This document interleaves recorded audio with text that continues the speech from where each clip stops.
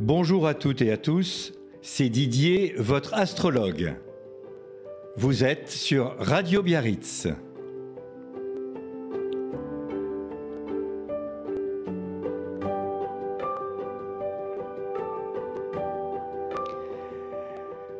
Nous voici désormais au début de cette chronique sur l'astrologie que j'aurai le plaisir de vous présenter toutes les semaines sur les ondes radiophoniques basques. Je fais de l'astrologie depuis 38 ans. Un jour, dans une librairie célèbre près de la faculté de médecine, je suis tombé sur un document fabuleux sur Hippocrate, le Librus Hippocratis, dont l'une des pages de garde disait notamment « Nul ne peut prétendre être médecin s'il ne connaît pas les bases de l'astrologie ». Vous imaginez bien ma surprise et ma curiosité à l'époque où j'avais destiné ma vie à la pratique pharmaceutique et médicale. La rencontre avec un médecin oncologue qui faisait de l'astrologie, comme tant d'autres, et depuis si longtemps, m'a confirmé mon intérêt extraordinaire sur cet art complexe et millénaire. Je vais donc vous raconter la genèse de l'astrologie qui a commencé il y a 5000 ans.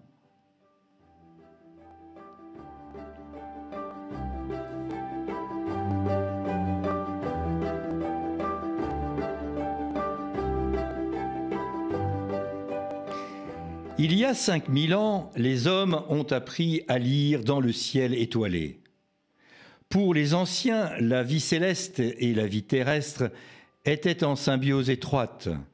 Comme l'écrit Myriam Laïdéli dans son livre fabuleux sur une histoire de l'astrologie, l'action des astres, leur influence sur les événements humains, les bribes d'avenir que les dieux y inscrivaient furent des interrogations essentielles.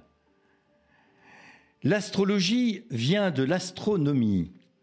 L'astronomie, science des astres, naquit de l'envie de percer les secrets du ciel. L'astrologie, discours sur les astres, en a été pendant des siècles l'expression et la traduction. Certaines époques furent favorables à l'expansion et la croissance de la science astrologique, d'autres lui tournèrent le dos, comme par exemple au siècle des Lumières, qui vantait la primauté de la science et de la raison et qui jugeait les astrologues comme de grands illuminés. Il y a donc 5000 ans, les prêtres astrologues en Mésopotamie et ailleurs ont scruté le ciel consciencieusement pour en tirer des présages. Ils fabriquaient dès cette époque des outils pour mesurer le temps, maîtriser les saisons et les travaux agricoles qui nourrissaient les hommes. Cette astrologie se doublait d'une science naissante, plus terre à terre, dite judiciaire, qui jugeait de la destinée des peuples.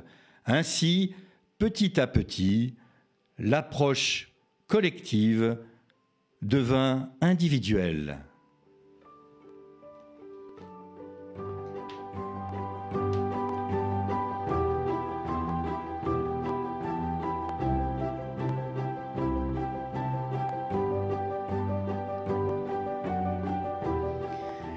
Des découvertes majeures de la Renaissance ont ébranlé un système antique qui maintenait l'homme dans sa bulle protectrice d'un univers fini. La raison et les sciences ont pris le pas sur l'ésotérisme, très présent au XIXe siècle et qui s'est popularisé au XXe siècle avec l'horoscope. Les astrologues du XXIe siècle réhabilitent un art héritier d'une vieille tradition en l'extrayant des croyances magiques et en essayant de la rendre crédible pour la façonner en faisant une discipline moderne. L'astrologie ainsi existe pour faire réfléchir aux liens mystérieux entre l'homme et les planètes qui le dominent dans ce ciel silencieux rempli d'étoiles et dont la seule observation indique la promesse d'une intense émotion.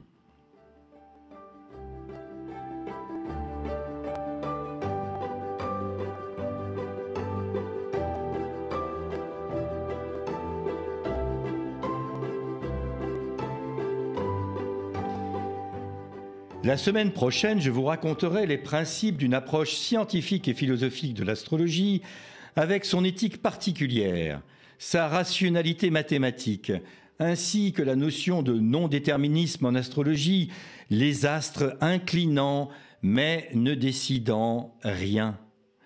Nous aborderons ensemble les grands principes de l'astrologie humaniste, le thème natal, son objectif et ses secrets, puis les transits, le thème transité, la révolution solaire, les transits planétaires dans leur influence, la notion de synastrie, le tout à travers leurs définitions, leurs différences, leurs objectifs et leurs limites.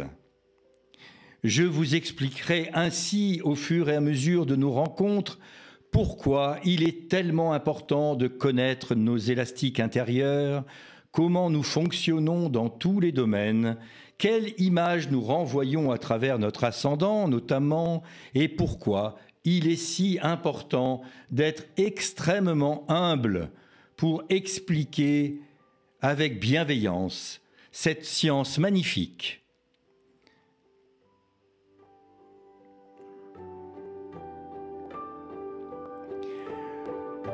Retrouvez-moi ainsi sur Radio Biarritz, sur Didier Astrologue et sur Instagram.